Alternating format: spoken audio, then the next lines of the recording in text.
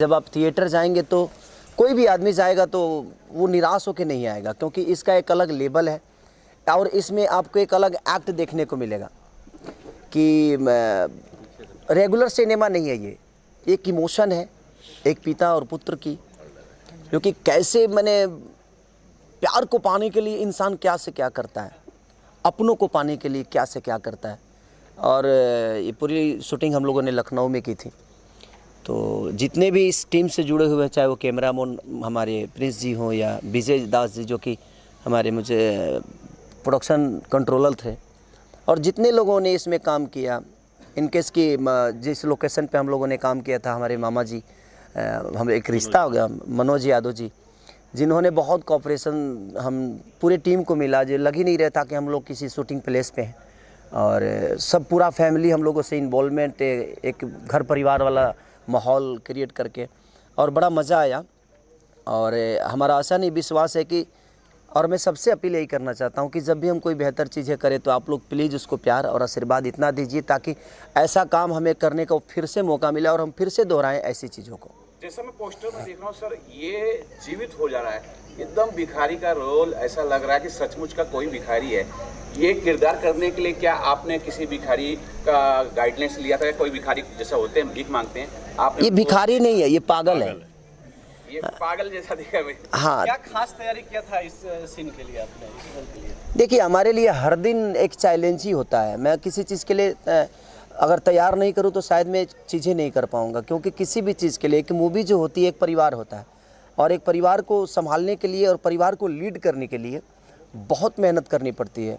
और अब एक नॉर्मल आदमी पागल का एक्ट करना इतना टॉप था मेरे लिए कि शायद मैं किसी भी रोल को बहुत हल्के में नहीं लेता। वो मेरे लिए इजीली नहीं होता है कोई भी चीज़, क्योंकि मैं कोशिश करता हूँ कि एक पागल का रिएक्ट करना जो कि मुझे सब कुछ समझ में आ रहा है और मुझे नहीं समझना, तो वो बहुत टॉप जॉब था मेरे लिए। कि उतने देर तक मुझे लगा कि मैं ऐसे मैं घर पे भी आया था तो मैं 10 दिन तक ऐसे ही से कर रहा था।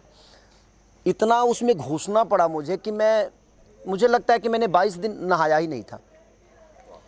मैंने 22 दिन स्नान ही नहीं किया। मैं बोला कि नहीं, मेरे बॉडी में रहने दो सब कुछ।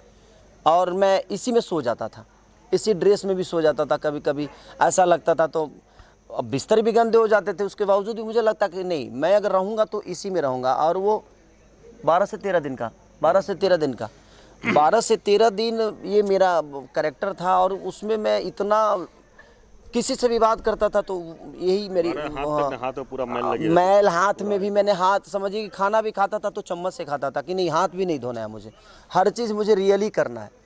तो टॉप तो होता है, ऐसा नहीं कि कुछ भी इजीली होता है। और आपको सब कुछ समझ में आ रहा है, आप सुन रहे हो और नहीं सुनना है आपको, तो वो कितना टॉप होता है।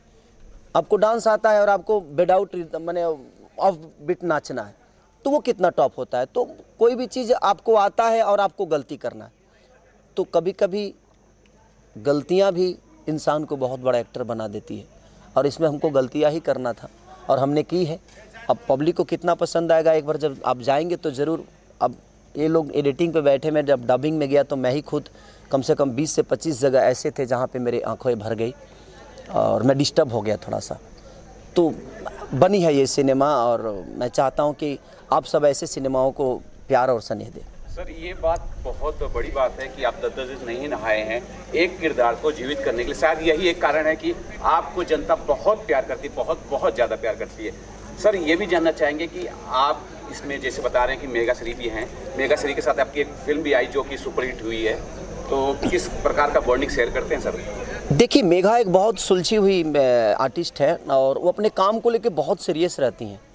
जब भी वो सेट पे, उनको अगर 7 बजे, वो खेसारी 2 है, कि अगर उसको 7 बजे आना है तो उस लड़की को आपको बोलना नहीं है, वो 7 बजे विथ मेकअप रेडी होके, और अपने, क्योंकि हमारे भाषा से नहीं है तो थोड़ा लैंग्वेज उनको प्रॉब्लम होता है, तो वो सीन मांग लेती हैं और वो कब याद कर लेती है पता ही नहीं। हाँ, फिर अगर सीन से हट के कुछ डायलेक्ट चेंज करेंगे तो उसको प्रॉब्लम होता है। और हम लोग को काफ़ी चीज़ें ऐसी होती है कि सीन से हट के और अचानक से कुछ डायलेक्ट दिमाग में आता है तो उनको फिर आदमी प्राउंटिंग देता है कि नहीं, आप ऐसे इसको थोड़ा सा चेंज है, तो थोड़ा सा उनको प्रॉब्लम होता है। लेकिन बहुत सिंसियर एक्टर है वो, और वो बड़ी मेहनती हैं और गुड नेचर। उनकी मम्मी हमेशा शूट पे रहती हैं और दोनों माँ बेटी जब शूटिंग पे जाती हैं तभी नज़र आती हैं, उसके बाद वो दोनों नज़र नहीं आती किसी को। और अपने काम के अलावा उस लड़की को किसी चीज़ से मतलब नहीं है। तो ये बहुत अच्छा है उनमें कि एक अलग अदर लैंग्वेज से होकर और हमारे भोजपुरी को इतना बेहतर समझती हैं और बेहतर काम करती हैं। सर मैं अगर पोस्टर देखता हूँ तो जैसे कि आपने कहा ये जो है पागलपन का रोल है, मुझे ऐसा लग रहा है कि इसमें और भी शेड होंगे आपके, सिर्फ एक शेड नहीं होगा। क्या आप बता सकते हैं कि और भी शेड होंगे? इसमें 3 साइड है मेरे। इसमें आपको 3 खेसारी नज़र आएगा और तीनों में डिफरेंट हर चीज़ मैंने कोशिश की है, क्योंकि मेहनत तो बहुत होता है। क्योंकि एक रोल को प्ले करने के लिए खेसारी अलग है, लेकिन खेसारी को खेसारी बन के वहाँ प्ले नहीं करना है। कितने में मैं खेसारी बनूंगा? तो कभी मुझे खेसारी बन के काम करना होता है, कभी मुझे लाल बाबू पंडित बनना पड़ता है, कभी आप जैसे इंसान का एक्ट मुझे करना होता है। तो किसी दूसरे इंसान को अपने नेचर में ढालना, अपने बॉडी लैंग्वेज में ढालना, ये टॉप जॉब तो है। बट कोशिश करता है आदमी कि भाई हमारा जब काम ही वही है तो इसके अलावा तो मुझे कुछ आता ही नहीं, तो कम से कम अगर वो भी हम ईमानदारी से ना करें तो फिर क्या मतलब। लाल बाबू पंडित से जानना चाहेंगे सर, ये बताइए खेसारी लाल के बहुत बड़े फैंस हैं और आपकी एक गलती आपको फैंस बहुत सारी गालियाँ भी दे सकती है। खेसारी लाल जी के अलग अलग डिफरेंट रोल दिखा रहे हैं, आपको लग रहा है कि लोग उसे पसंद करेंगे? कितनी कुछ आपने मेहनत की उसमें? देखिए हमारी टीम ने, हम नहीं, एक सिनेमा जब बनती है तो पूरी टीम की दायित्व होती है, जैसे राइटर से लेकर सब पूरा टीम ने बहुत अच्छा काम किया। और जो जितने भी किरदार, 2-3 किरदार है खेसारी जी ने निभाया है, बखूबी निभाया है, तो ऑडियंस को अच्छी लगेगी। राइटर ने अपना जॉब अच्छा किया है, एक्टर जितने थे हमारे सारे एक्टरों ने बहुत अच्छा काम किया। म्यूज़िक इसके जो कृष्णा बेदर्जी जी ने दिया है, बहुत अच्छा म्यूज़िक दिया है। तो मुझे नहीं लगता ऑडियंस एक बार देखेगी फिल्म तो ऑडियंस को बहुत पसंद आएगी।